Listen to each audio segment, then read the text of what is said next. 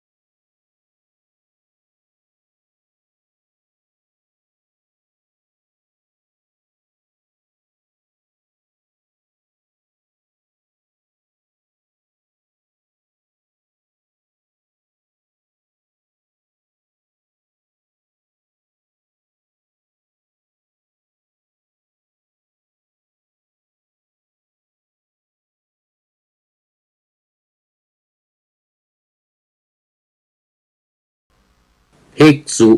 ทั้งหลายเราจักกล่าวยานวัตถุมี44เหล่านี้แก่พวกเธอจงฟังจงใส่ใจให้ดีพระผู้มีพระภาคยังญาณ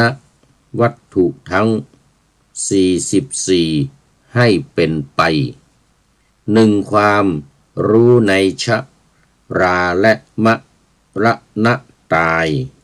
2ความเกิดร่างกายเป็นต้นไปจำให้ดีระหว่างสงครามนั้น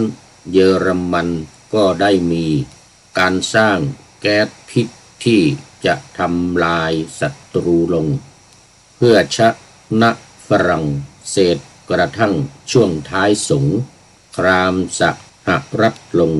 มาร่วมวงเยอรมันก็ได้เริ่มเสียท่าเนื่องจากว่าบรรดาพันธมิตรของเยอรมันทั้งฮังการีออสเตรียก็ประกาศยอมแพ้และแม้แต่บัลแกเรียและออตโตมันเนี่ยก็พ่ายแพ้สงครามทำให้เยอรมันต้องสู้พันธมิตรตามลำพังโดดเดียวดายและก็พ่ายแพ้สงครามในคศ1918พระเจ้าวิลเลียมเฮมนามถูกเนรเทศข้ามจบจักรวรรดิเยอรมันขอถวายความนอบน้อมแด่พระรัตนตรัยมีพระพุทธเจ้าเป็นต้นขอถวายความเคารพพระมหาเถระพระเถรานุเถระเจ้าคณะพระสังฆาธิการทั่วโลกมีพระธรรมเสนาบดีรองเจ้าคณะภาค7วัดพระธาตุดอยสุเทพเป็นต้นและขออำนวยพรแด่ท่านผู้ฟังท่านผู้ชมสาธุชนพุทธบริษัททั้งหลายวันนี้รายการพระไตรปิฎกลอยฟ้าก็ลอยมาจากวัดพระธาตุดอยสุเทพเยอรมันเขตฮิวเชนบาร์กเมืองซีเกนประเทศเยอรมนีเหมือนเดิมออกอากาศทางสถานีวิทยุ5แห่งคือสถานีวิทยุพระพุทธศาสนาแห่งชาติและจริยธรรมวัดพระธาตุดอยสุเทพมีพ่อครูวรรลบนามวงพรหมเป็นผู้อำนวยการอาจารย์พระมหาประสิทธิ์ประสาธิโกเป็นหัวหน้าสถานี และอาตมาภาพพระครูปริยัติยานุศาสตร์เป็นผู้บรรยายเวลา 23-24 นาฬิกาทุกวัน2 สถานีวิทยุเพื่อการศึกษาพระพุทธศาสนาและวัฒนธรรมสสว.วัดฝายหินตำบลสุเทพอำเภอเมืองจังหวัดเชียงใหม่มีพระครูสมุวิสุวัตวรกิจโจเป็นผู้อำนวยการออกอากาศเวลา 8-9 นาฬิกาวันจันทร์ถึงวันศุกร์3 สถานีวิทยุคลื่นสีขาวเพื่อชาวประชาวัดปากทางเจริญอำเภอดอยหล่อจังหวัดเชียงใหม่มีท่านพระครูอภิวัตรวิกรมรองเจ้าคณะอำเภอดอยหล่อจังหวัดเชียงใหม่เป็นผู้อำนวยการออกอากาศเวลา 8-9 นาฬิกาทุกวัน4 สถานีวิทยุชุมชนคณะสงฆ์อำเภอฝางจังหวัดเชียงใหม่วัดพระพุทธบาทอุดมหรือน้ำบ่อสาวาอำเภอฝางจังหวัดเชียงใหม่มีพระเดชพระคุณพระครูสุจิตรานุรักษ์หลวงพ่อเจ้าคณะอำเภอฝางเป็นผู้อำนวยการออกอากาศเวลา 8-9 นาฬิกาทุกวันและสถานีที่ 5 คือสถานีวิทยุมจร.วิทยาลัยสงฆ์นครลำปางมีอาจารย์จิรศักดิ์ปันลำเป็นผู้อำนวยการออกอากาศเวลา 8-9 นาฬิกา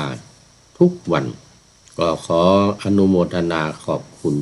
ท่านผู้อำนวยการทุกสถานีที่ได้ให้ความร่วมมือนำเอารายการพระไตรปิฎกลอยฟ้าออกอากาศทางสถานีวิทยุลอยฟ้าไปเข้าสู่เครื่องรับของท่านผู้ฟังอย่างกว้างขวางวันนี้ก็ถ่ายทอดเสียงไลฟ์สดทาง Facebook Live สวัยเทพบุญจากวัดพระธาตุดอยสุเทพเยอรมันเขตฮิวชินบาก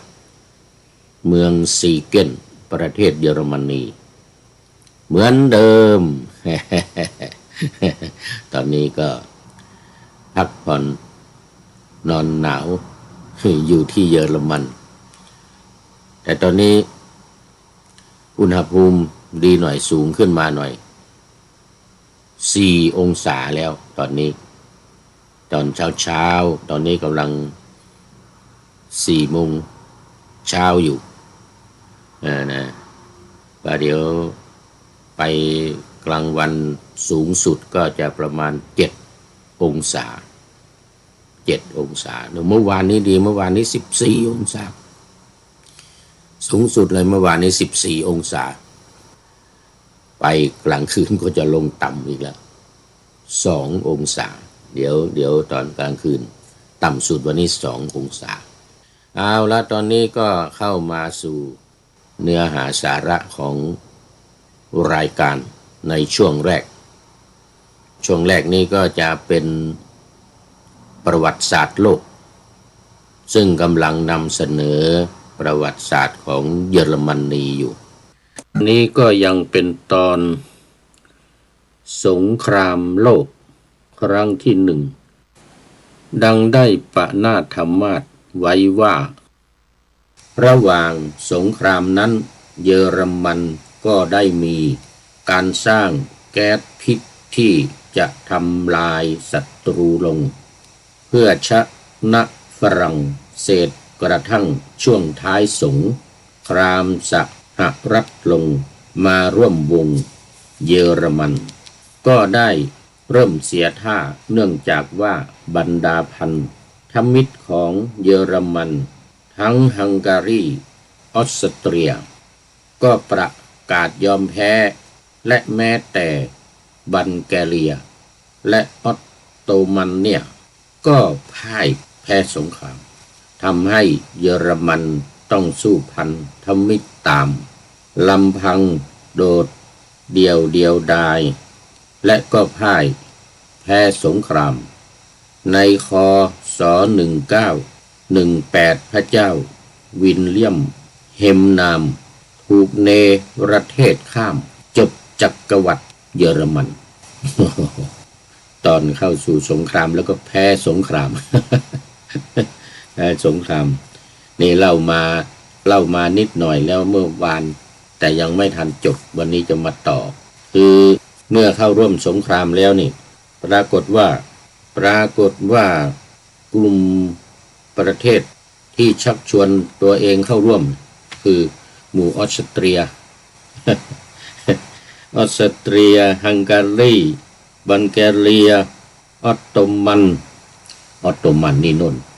กษัตริย์ออตโตมันที่ตะวันออกกลางบริเวณที่อิสราเอลปาเลสไตน์จอร์แดนอียิปต์แถวเวสต์แบงก์กาซาอะไรปัจจุบันนะที่มีการ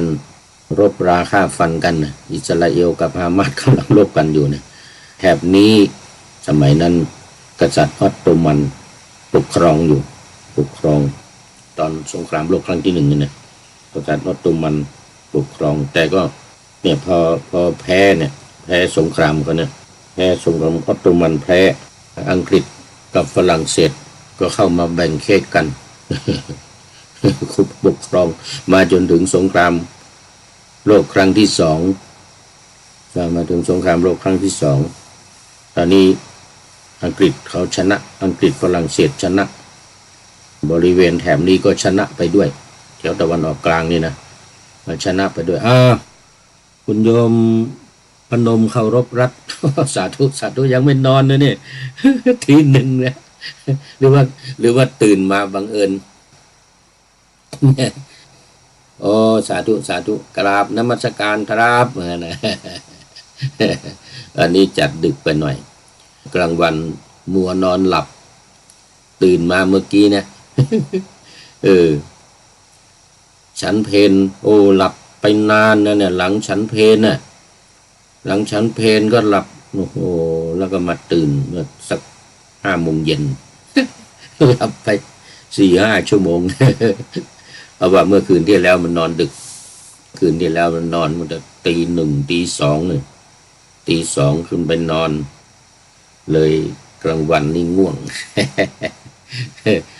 สาธุโมทนานึกว่าไม่มีใครแล้วตอนนี้มันดึกแล้วสาธุนะมาถึงเมื่อกี้นี้พูดถึงเพิ่งตื่นแสดงว่าหลับแต่หัวค่ำหลับแต่หัวค่ำเพิ่งตื่นมายังไม่ง่วงแล้วก็อยู่ด้วยกันเด้อพูดถึงตอนนั้นสงครามโลกครั้งที่ 1ฝรั่งเดียวกันเยอรมันนี่ก็ทำแก๊สพิษเพื่อที่จะเอาชนะฝรั่งเศสไปเข้า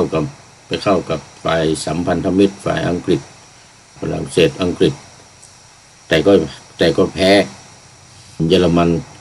นก็แพ้อีกเพราะเยอรมันอยู่ฝ่ายอักษะ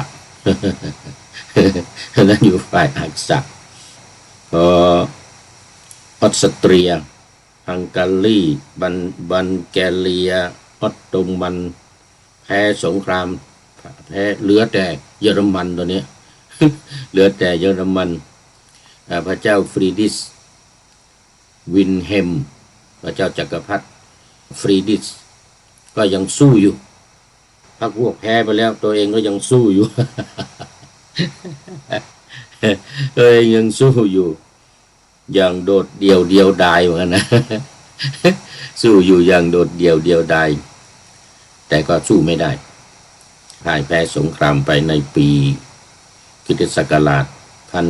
1918พศ2461สงครามโลกครั้งที่ 1จบตอนนั้นนะเอาละตอนนี้ขอพูดเฉพาะเรื่องของเยอรมันก่อนอย่างประเทศอื่นก็ยังไม่ได้พูดถ้าพูดเอาประเทศอื่นด้วยรวมมาถึงทางเอเชีย รัสเซียอะไรต่างๆในคราวสงครามโลกครั้งที่หนึ่งนั้นก็มันจะยาวมันพูดคราวเดียวนี้ไม่จบนี่ขนาดพูดเฉพาะเยอรมัน2 วัน2 วันยมพนมเมื่อวานกับวันนี้ก็ตกลงว่าเยอรมันก็แพ้สงครามไปด้วยในสงครามโลกครั้งที่หนึ่งในสงครามโลกครั้งที่หนึ่งเอาละเราพอก่อนแค่นี้ก่อนเดี๋ยวครั้งต่อไปจะได้มาพูดถึงเริ่มต้นของสงครามโลกครั้งที่2ตอนนี้เอาไว้แค่นี้ก่อนก็เข้ามาสู่เนื้อหาสาระของพระไตรปิฎกกันเลยดังได้ประนาถธรรมาสไว้ว่าภิกษุทั้งหลายเราจักกล่าวยานวัตถุมี44เหล่านี้แก่พวกเธอจงฟังจงใส่ใจให้ดีพระผู้มีพระภาคยังญาณวัตถุทั้ง44ให้เป็นไป1ความรู้ในชะราและมะระณะตาย2ความเกิดร่างกายเป็นต้นไปจำให้ดีก็มาใน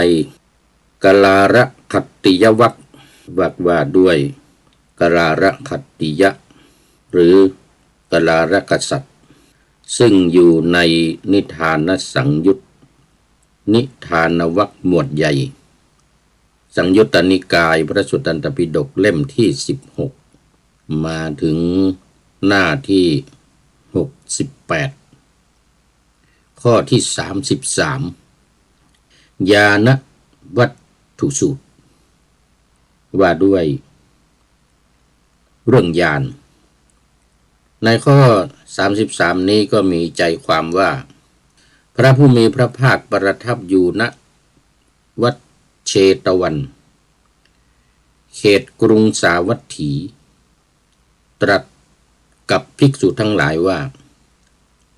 ภิกษุทั้งหลายญาณวัตถุ44ต่อไปนี้เราจะกล่าวแก่เธอทั้งหลายเธอทั้งหลายจงฟังจงใส่ใจให้ดีเราจะกล่าวภิกษุเหล่านั้นทูลรับสนองพระดำรัสของพระผู้มีพระภาคแล้วพระองค์จึงได้ตรัสเรื่องนี้ว่าญาณวัตถุ44คือ1ความรู้ในชราและมรณะ2ความรู้ในความเกิดแห่งชราและมรณะ3ความรู้ในความดับแห่งชราและมรณะ4ความรู้ในปฏิปทาที่ให้ถึงความดับแห่งชราและมรณะ4ข้อนี้เป็นหลักใหญ่อันดับแรกในชราและมรณะทั้งความรู้เรื่องชราและมรณะทั้งความเกิดทั้งความดับและปฏิปทา4อย่างเนี่ยมีในชราและมรณะซึ่งอยู่ในปฏิจจสมุปบาทตอนสุดท้ายหรือข้อสุดท้ายซึ่งเป็นผลของอวิชชาเป็นต้นเหตุแล้วก็ชรามรณะนี้เป็นผลสุดท้ายมี4ข้อนี้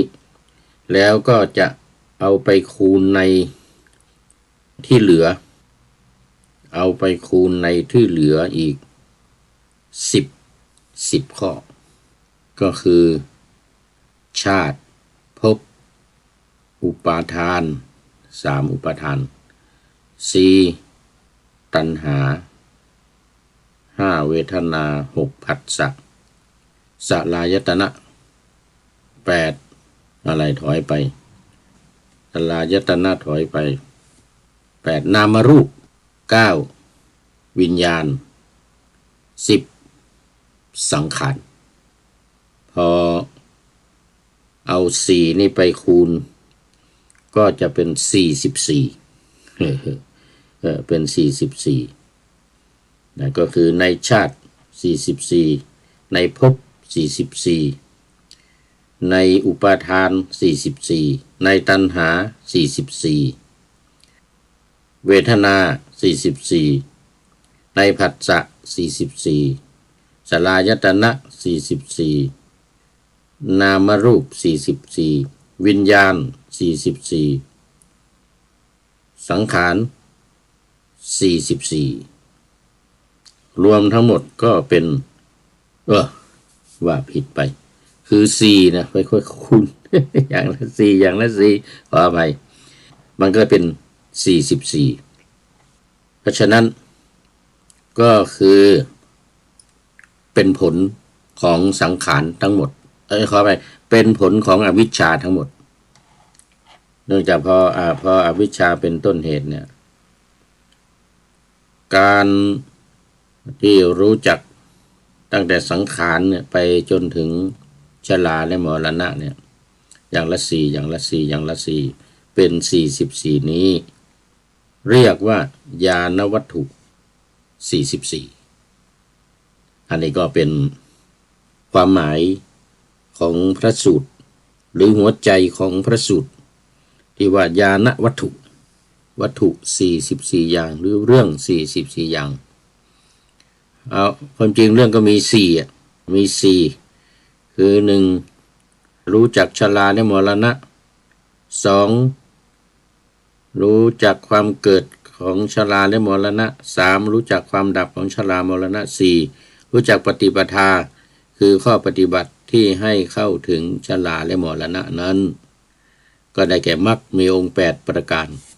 ซึ่งอยู่ในสูตรก่อนๆที่ผ่านมาทีนี้ตอนนี้ไปก็จะเป็นข้อความเดิมคือความหม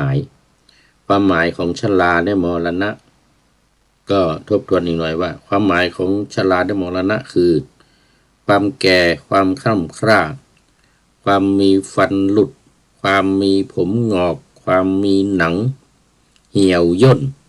ความเสื่อมอายุความแก่ง่อมแห่งอินทรีย์ในหมู่สัตว์นั้นๆของเหล่าสัตว์นั้นๆนี้เรียกว่าชราความจุติเคลื่อนไปความทำลายไปความหายไปความตายกล่าวคือมฤตยูและทำกาละความแตกขันธ์ความทอดทิ้งร่างกายความขาดแห่งชีวิตตินทรีย์ของเหล่าสัตว์นั้นๆจากหมู่สัตว์นั้นๆนี่เรียกว่ามรณะ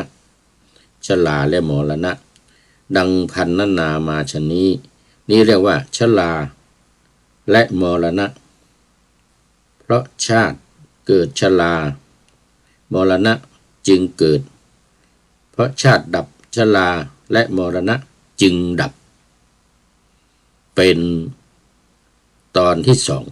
2เป็นตอนที่2ตอนที่1รู้จักชราและมรณะรู้การดับรู้การเกิดรู้การดับและรู้ปฏิปทาอันนี้เป็นตอนที่1ตอนที่2ก็คือมาตอนที่ชราและมรณะเป็นอย่างไรตอนที่2แล้วมาดูตอนที่3ดูตอนที่3นี้ก็คืออริยมรรคมีองค์8คืออะไรอันนี้ก็เรารู้กันดีก็คือสัมมาทิฏฐิเป็นต้นแล้วก็สัมมาสมาธิเป็นที่สุดสัมมาสมาธินี่เป็นที่สุดตอนที่3นี่พูดถึงปฏิปทานะชื่อว่าปฏิปทาที่ให้ถึง ความดับแห่งชราและมรณะอันนี้เป็นตอนที่สามภิกษุทั้งหลายเมื่อใดอริยสาวกผู้รู้ชัดชราและมรณะอย่างนี้รู้ชัดความเกิดแห่งชราและมรณะอย่างนี้รู้ชัดความดับแห่งชราและมรณะอย่างนี้สามรู้ชัดปฏิปทาที่ให้เกิดที่ให้ถึงความดับแห่งชราและมรณะอย่างนี้นี้ชื่อว่าธรรมญาณของอริยสาวกเหล่านั้นเรียกว่าธรรมญาณนะเมื่อนั้นอริยสาวกนั้นพิจารณาในอดีตนัยยะในอดีตและอนาคตด้วยธรรมนี้ซึ่งตนเห็นแล้วรู้แล้วไม่ประกอบด้วยการอันตนได้บรรลุแล้วอันตนยังรู้แล้วสมณะหรือพราหมณ์ในอดีตเหล่าใดเหล่าหนึ่งก็ได้รู้ว่าชราและมรณะได้รู้ความเกิดแห่งชราและมรณะได้รู้ความดับแห่งชราและมรณะได้รู้ปฏิปทาที่ให้ถึงความดับแห่งชราและมรณะเหมือนอย่างที่เรารู้ในบัดนี้เหมือนกันทั้งนั้นนี่หมายถึงว่าในอดีตสมณะหรือพราหมณ์ในอนาคตเหล่าใดเหล่าหนึ่งก็รู้จักชราและมรณะความเกิดความดับและปฏิปทาของชราและมรณะเหมือนกันอย่างนี้ที่เรารู้ในบัดนี้เหมือนกันทั้งนั้นนี้ชื่อว่าอันวยญาณของอริยสาวกนั้นญาณสองประการนี้คือหนึ่งธรรมญาณสองอันวยญาณของอริยสาวก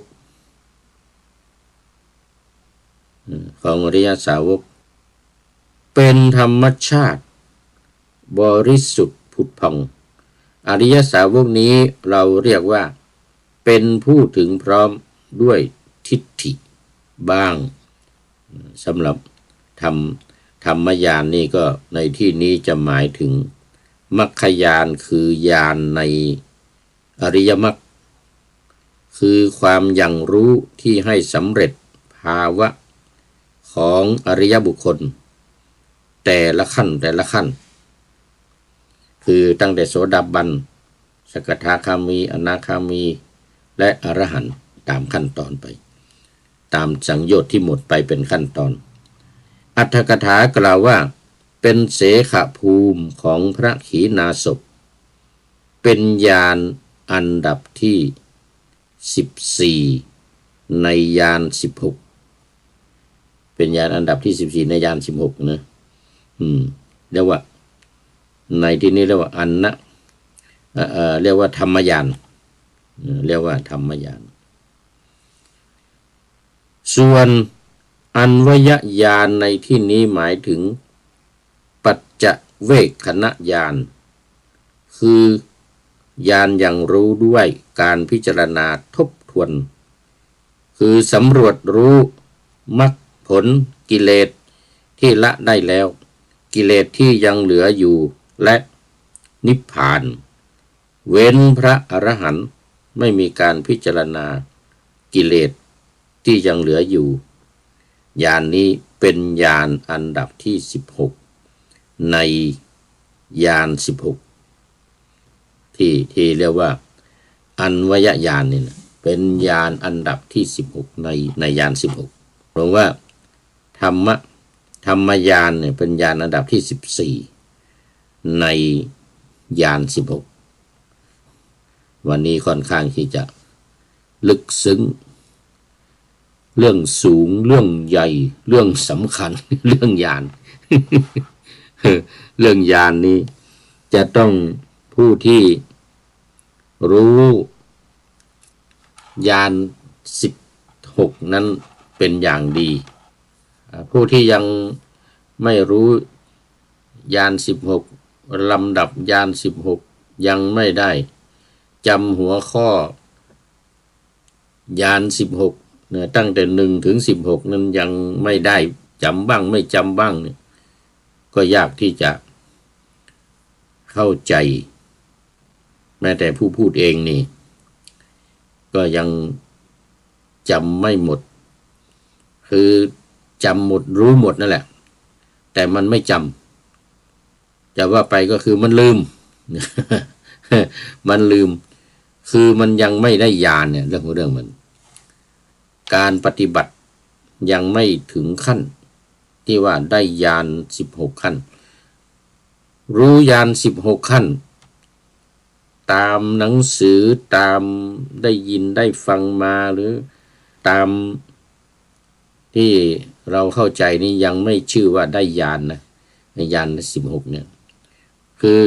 ไม่ใช่รู้ธรรมดาไม่ใช่รู้ตามตัวหนังสือตามอักษรที่เราอ่านกันนี้แต่คนที่ได้ญาณเนี่ยคือคนที่รู้จริงๆนี่คือผู้ที่ได้ญาณก่อนได้ญาณที่1ถึงญาณที่16ขณะที่ปฏิบัติแล้วได้ญาณขึ้นมาเนี่ยอันนั้นเรียกว่าของจริงอันนั้นเรียกว่าได้ญาณจริงแต่อย่างเรารู้ตามที่อ่านจากหนังสือตามที่ได้ฟังจากครูบาอาจารย์ว่าเนี่ยอันนี้ยังไม่ใช่เพราะฉะนั้นในเรื่องนี้ที่จะให้รู้ให้เข้าใจอย่างจริงๆจังๆเนี่ยจะต้องผ่านการได้ญาณก่อนผ่านการปฏิบัติวิปัสสนากรรมฐานถึงขั้นได้ญาณ16เนี่ยโดยที่ว่าไม่ต้องมานั่งอ่านเหมือนกับผู้พูดอ่านอยู่ขณะนี้ได้ขณะนี้อันนี้เรียกว่าเป็นเพียงแต่รู้คร่าวๆเห็น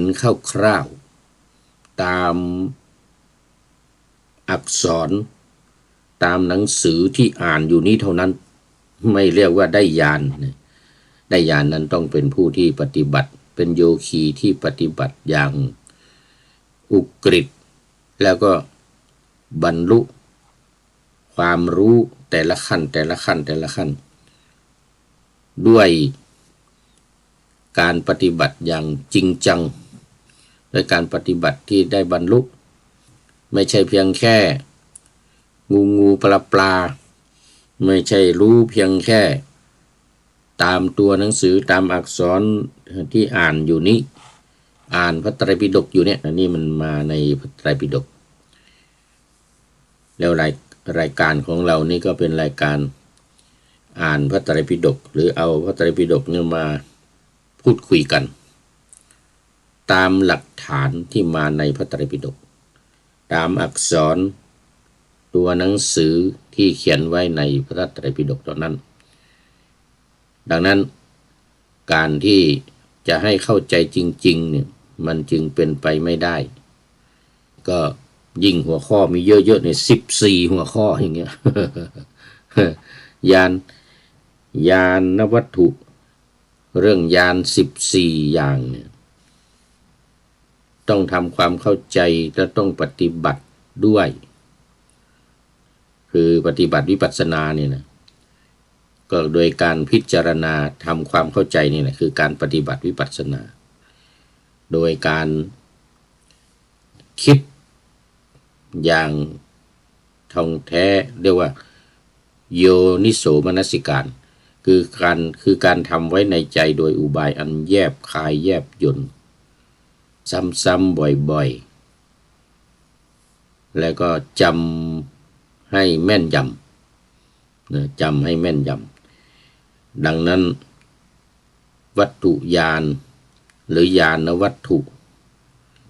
ญาณที่เป็นวัตถุมองเห็นได้รู้ได้มองเห็นได้รู้ได้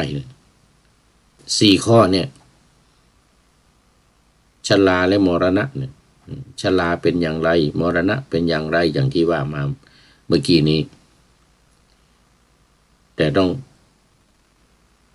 ศึกษาอย่างท่องแท้พิจารณาตามอย่างท่องแท้จดจำและเข้าใจอย่างจริงจังจึงจะชื่อว่าได้ญาณ คือได้บรรลุแต่ยังรู้เพียงการเห็นจากหนังสือจากตัวหนังสือรู้จากการฟังจากครูบาอาจารย์สอนหรือแม้จากการฟังการอ่านพระไตรปิฎกการฟังรายการพระไตรปิฎกลอยฟ้าเนี่ยนะยังไม่ชื่อว่าได้ญาณหรือยังไม่ชื่อว่าได้บรรลุได้รู้อย่างถูกต้องอย่างแท้จริงที่เรารู้เราได้ฟังมาเราได้อ่านจากหนังสือเนี่ยเป็นเพียงแต่รู้ธรรมดาเท่านั้นยังไม่ชื่อว่าญาณนี่ไม่เรียกว่าญาณไม่เรียกว่าญาณเพราะคำว่าญาณนี้จะต่างจากคำว่าวิชาวิชานี่ก็คือความรู้แต่ว่าญาณเนี่ยมันจะเป็นความรู้ที่ลึกซึ้งกว่าโดยเฉพาะจะหมายถึงผู้ที่รู้แล้วละได้ด้วยบรรลุได้ด้วยดังกรณีเรายังไม่ได้บรรลุเรายังไม่ได้บรรลุยังไม่ได้สำเร็จจากการปฏิบัติเนี่ยยังไม่ถือว่าได้ญาณหรือว่ามีญาณหรือว่ารู้ญาณไม่ต้องพูดรู้ชัดนะไม่ต้องพูดถึงรู้ชัดเอาเพียงแค่รู้เท่านั้นเพียงแต่รู้เท่านั้นไม่ใช่การบรรลุไม่ใช่ได้บรรลุอย่างบางทีท่านทั้งหลายอาจจะคิดว่าผู้พูดนี่ได้บรรลุแล้วละมั่งโอ้ยังยังไม่ได้บรรลุที่ว่าเนี่ยว่าตามหนังสือว่าตามพระไตรปิฎกว่าตามตัวอักษรที่มาในพระไตรปิฎกนี้เท่านั้นนี่ยังไม่ใช่การบรรลุยังไม่ใช่การได้อย่างจริงจังเพียงแต่ว่าได้อ่านได้รู้ได้ท่อง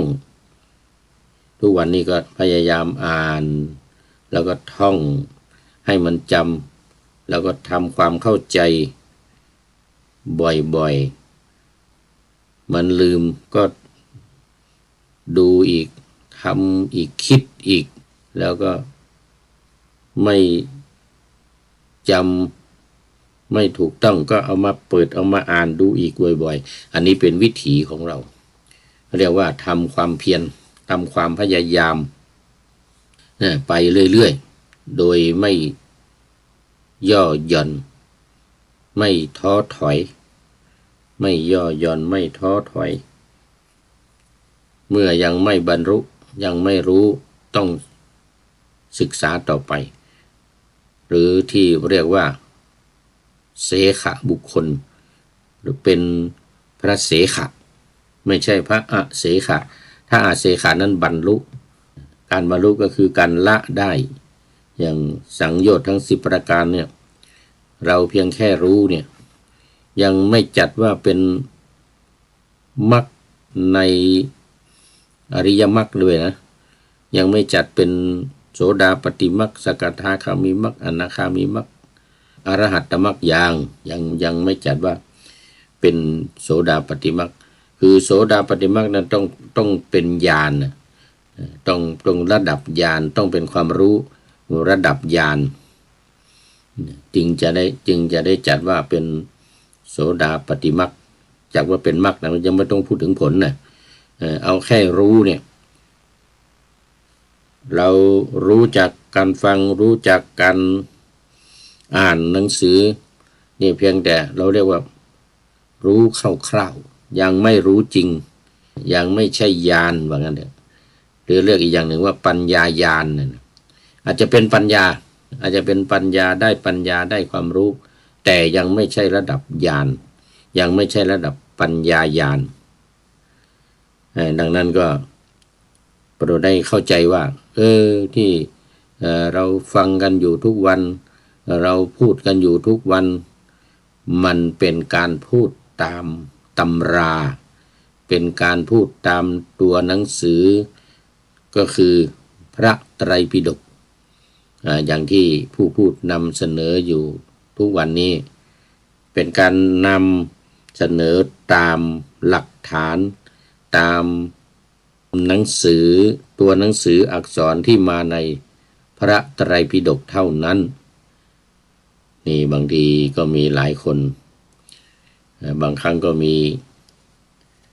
คอมเมนต์เข้ามาด่า อย่างสมัยที่จัดรายการอยู่ที่วัดพุทธมหาธาตุที่ประเทศไอร์แลนด์มีอยู่ครั้ง2 ครั้ง 2-3 ครั้งมีผู้รู้ผู้ที่เข้าใจเนี่ยคอมเมนต์เข้ามาด่าว่าอย่าพูดว่าไม่ใช่อย่าพูดคือว่าเราเนี่ยว่าผู้พูดเนี่ยผู้จัดรายการเนี่ยเป็นการพูดพร่ำว่าไงนะแล้วก็เขียนมาว่าโอ้อย่าพร่ำเลยอย่าพูดพร่ำเพ้อว่าไงนะอย่าพูดพร่ำเพ้อว่าไงนะเป็นการเพ้อเป็นการพร่ำ ก็เป็นการพูดถูกเหมือนกันนะพูดถูกอย่างที่คอมเมนต์เข้ามาอย่างที่ว่าเข้ามาเนี่ยมันก็ถูก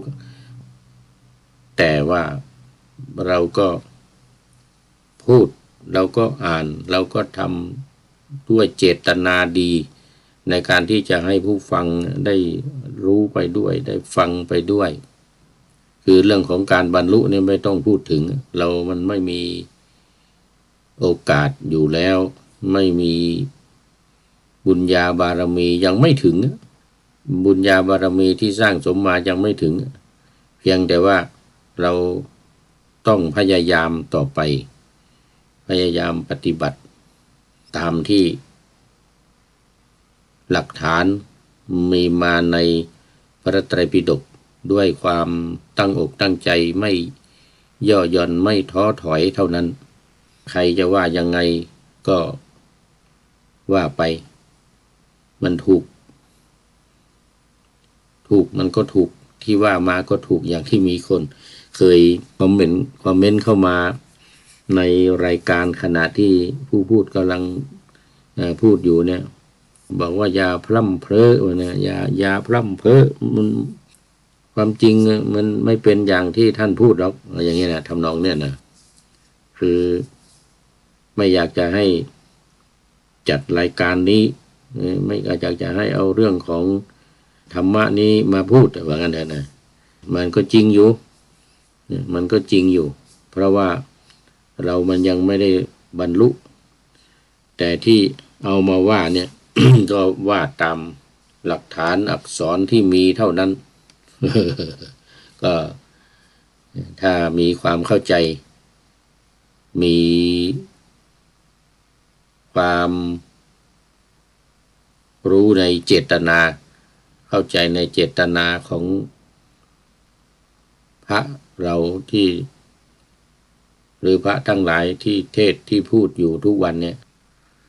ยกเว้นท่านที่ได้บรรลุท่านที่รู้อย่างจริงจังว่ามาเองตามที่ตัวเองรู้นั่นก็ไปอีกอย่างหนึ่งนะไปอีกอย่างหนึ่งก็ยังมีพระที่ยืนยันตัวเองว่าได้บรรลุเป็นพระอรหันต์หรือได้บรรลุธรรมขั้นนั้นขั้นนี้ที่พูดมาเนี่ย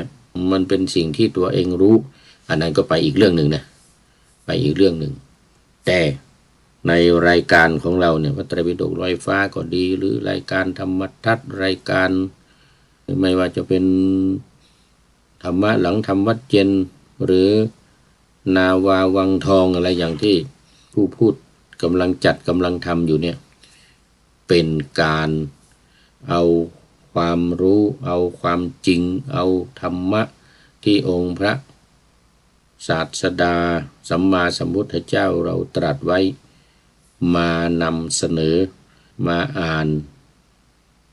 มาอธิบายมาพูดเสริมเติมอะไรบางเล็กๆน้อยๆแต่เอา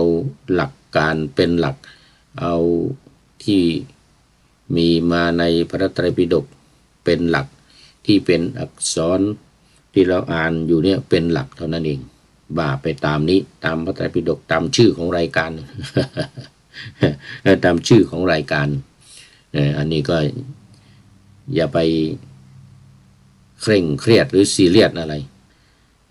มันก็ถูกกันแหละที่ว่ามานะก็ไม่ได้โกรธนะไม่ได้โกรธไม่ได้เคืองอะไรที่ว่ามาว่าเราเนี่ยเป็นการพูดพร่ำพูดโดยไม่รู้จริงพูดโดยไม่ได้บรรลุแต่มันก็ถูกอยู่มันก็ถูกทำ มันก็ถูกอย่างวันนี้ก็ว่าไปตามสูตรที่มีมาในพระไตรปิฎกอย่างในสูตรเนี้ยพระองค์ตรัสว่าพูดถึงพร้อมด้วยทัศนะบ้างนะเมื่อกี้นี้ว่าเป็นผู้ที่เป็นอริยสาวกพูดถึงพร้อมด้วยทิฏฐิบ้างถึงพร้อมด้วยทัศนะบ้างอันนี้หมายถึงว่าพูดถึงพร้อมด้วยทิฏฐิพูดถึงพร้อมด้วยทัศนะเนี่ยหมายถึงผู้ที่บรรลุนะหมายถึงผู้ที่บรรลุไม่ได้หมายถึงเราอย่างที่เราผู้อ่านผู้บรรยายอยู่นี้ พูดถึงสัจธรรมนี้บ้างคือผู้ที่เห็นตามขั้นตอนอย่างที่ว่าเมื่อกี้เนี่ยวัตถุ44อย่างเนี่ยว่าเป็นผู้ที่บรรลุกระแสแห่งธรรมบ้างเป็นพระอริยะผู้มีปัญญาเพิกถอนกิเลสบ้างดำรงอยู่ใกล้ประตูอมตะนิพพานบ้างอันนี้คือเรื่องของปฏิปทาที่พระพุทธองค์ทรงแสดงไว้ต่อไปเป็นเรื่องชาติเป็นอย่างไรคำว่าชาติเนี่ยเป็นอย่างไรแล้วก็ภพเป็นอย่างไรอุปาทานตัณหาเวทนาผัสสะสลายตนะนามรูปวิญญาณสังขารเป็นอย่างไรสังขารทั้งหลายมีเท่าไรสังขารมี3ประการนี้คือกายสังขารวจีสังขารจิตตสังขารคือการสังขารด้วยว่าการปรุงแต่งการประกอบกายสังขารก็คือการปรุงแต่งร่างกายนี้ซึ่งมีอวิชชาเป็นต้นเหตุทำให้เกิดร่างกายนี้ขึ้นมาเรียกว่าการปรุงสังขารในส่วนต่างๆของร่างกายเนี่ยส่วนวจีสังขารจะหมายถึงการกล่าวการประกอบวาจาที่ออกไปเป็นคำพูดออกไปและ3จิตตสังขารหมายถึงการปรุงแต่งจิตปรุงแต่งจิตคือว่าทำจิตให้เป็นไปในทางดีหรือทางไม่ดีเนี่ยปรุงอะไรปรุงเนี่ยก็คือกิเลสเข้ามาปรุงจิตของเราเนี่ยให้เป็นไปในทางที่เป็นไปในทางดีเราเรียกว่าเป็นกุศลที่เป็นไปในทางไม่ดีก็เรียกว่าเป็นอกุศลเพราะฉะนั้นธรรมะหรือความคิดคำว่าธรรมะนี่นะในเรียกว่าอะไรในปฏิจจสมุปบาทหรือในธรรมขันธ์ห้าในขันธ์ห้าหรือในสติปัฏฐาน4กายเวทนาจิตธรรมเนี่ยนะคำว่าธรรมะคือความคิดเนี่ยไอ้ที่มันจะมาปรุงจิตของเราเนี่ยไอ้ตัวความคิดเนี่ยที่มันจะมาปรุงจิตของเราเรียกว่าจิตตสังขารการปรุงจิตได้ก็จะมีธรรมะนี่แหละที่ในอภิธรรมเราสวดกันกุศลธรรมาอกุศลธรรมาเนี่ยนะธรรมที่เป็นกุศลหรือธรรมที่เป็นอกุศลที่มันจะเข้ามาปรุงจิตของเราเนี่ยที่มันเป็นอกุศลมาปรุงจิตให้ไม่ดีปรุงจิตให้คิดไปในทางที่ไม่ดีแล้วก็สั่งกายให้ทำสั่งวาจาให้พูดไอ้ตัวนี้นั่นคือธรรมะที่เป็นกุศลหรืออกุศลส่วนของธรรมที่จะเข้ามาปรุงจิตเพราะฉะนั้นคำว่าจิตตสังขาร สิ่งที่ปรุงจิตของเรานั้นก็หมายถึงธรรมะหมายถึงธรรมะที่จะเข้ามาปรุงจิตของเราหรือความคิดในธรรมะตัวนี้มันอันเดียวกันกับความคิดที่จะเข้ามาปรุงจิตของเราคิดดีหรือคิดไม่ดีทำให้ถ้าความคิดดีก็จะเป็นกุศลความคิดไม่ดีก็เป็นอกุศลตัวนี้คือความหมายของคำว่าจิตตสังขารที่เรียกว่าสังขารทั้งหลายเพราะอวิชชาเกิดสังขารจึงเกิดเพราะอวิชชาดับสังขารจึงดับนี่หมายถึงว่ามีปฏิปทาคือมีมรรคหรือมรรคที่มีองค์8เรียกว่าอริยมรรคทั้ง8ประการนั้นคอยกำกับการปฏิบัติหรือความคิดของเราหรือการพูดหรือการกระทำมันก็จะมีใน3ส่วนในมรรคมีองค์8ประการเนี่ยส่วนของศีลส่วนของสมาธิจะออกมาจากส่วนของปัญญาอาจจะว่าไปก็ปัญญาเป็นตัวสั่งเป็นตัวคุมปัญญา2ข้อคือสัมมาทิฏฐิกับสัมมาสังกัปปะ2อย่างเนี่ย ถ้าความเห็นชอบความดำริชอบก็แน่นอนละทั้งวาจาทั้งกายที่จะพูดและจะทำก็จะเป็นไปอย่างถูกต้องเรียกว่าเป็นสัมมาทิฏฐิแล้วก็เป็นสัมมาสังกัปปะคือคิดก่อนคิดชอบแล้วก็ความเห็นจึงจะถูกต้องหรือความเห็นชอบนี่สัมมาทิฏฐิแล้วก็สัมมาสังกัปปะการพูดจึงจะถูกต้องแล้วต่อมาสัมมาวาจาเดี๋ยวสัมมากัมมันตะการกระทำก็จะถูกต้องตามจิตที่คิดถูกคิดเป็นชอบคิดเป็นสัมมาทิฏฐิแล้วก็ต่อไปสัมมากัมมันตะการกระทำก็จะถูกต้องไปตามลำดับเลย ในอริยมรรคมีองค์8ประการมีสัมมาทิฏฐิเป็นต้นชื่อว่าปฏิปทาที่ให้ถึงความดับแห่งสังขารเมื่อใดอริยสาวกรู้ชัดสังขารทั้งหลายอย่างนี้รู้ชัดความเกิดรู้ชัดความดับรู้ชัดปฏิปทาคือแนวทางให้สังขารดับอย่างนี้นี่ชื่อว่าธรรมญาณของอริยสาวกนั้นเมื่อนั้นอริยสาวกนั้นพิจารณานัยในอดีตและอนาคตด้วยธรรมนี้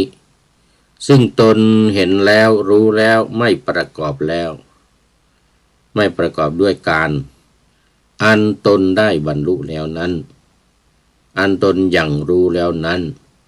สมณะหรือพราหมณ์ในอดีตเหล่าใดเหล่าหนึ่งก็ได้รู้สังขารได้รู้ความเกิดแห่งสังขารได้รู้ความดับแห่งสังขารและได้รู้ปฏิปทาอันให้ถึงความดับแห่งสังขารเหมือนอย่างที่เรารู้ในบัดนี้กันทั้งนั้นนี่พระองค์ก็ตรัสย้ำในเรื่องของว่า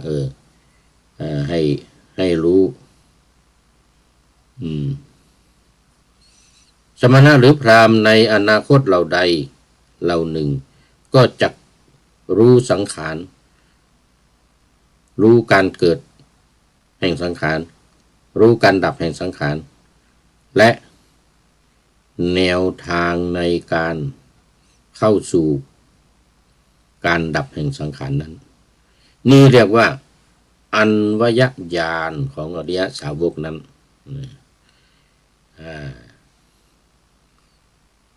ดังนั้นจึงเรียกว่าอริยสาวกผู้นั้นเป็นผู้ที่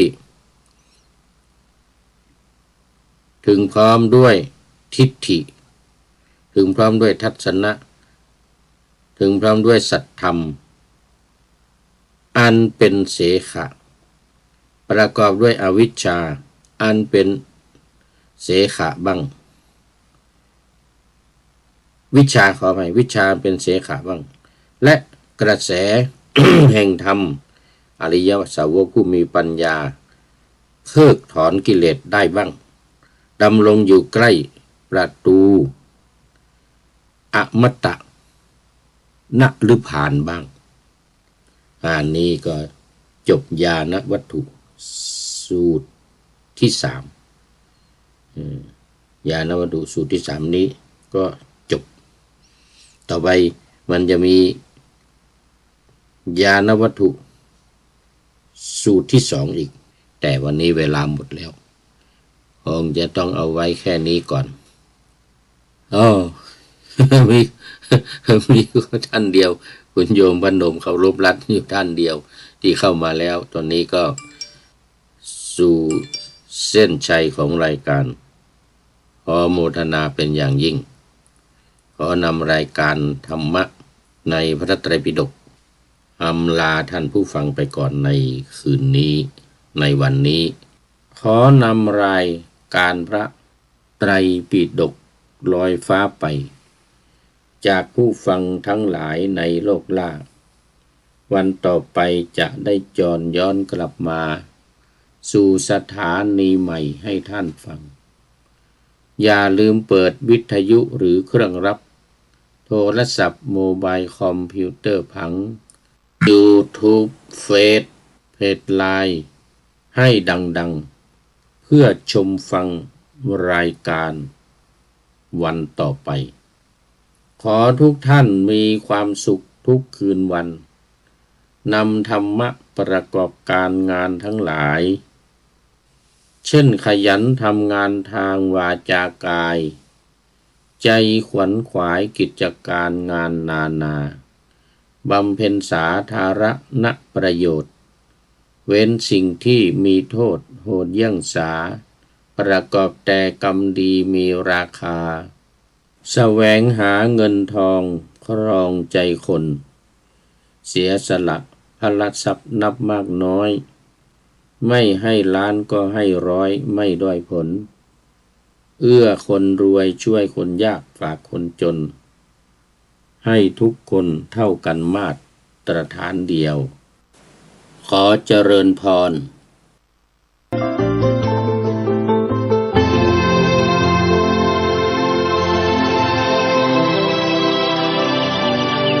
วันนี้เป็นวันพระขอเรียนเชิญพุทธศาสนิกชนทุกท่านมากลั่นจิตให้ใสกลั่นใจให้เป็นบุญด้วยการให้ทานรักษาศีลและเจริญจิตภาวนาน้อมจิตให้เข้าถึงพระรัตนตรัย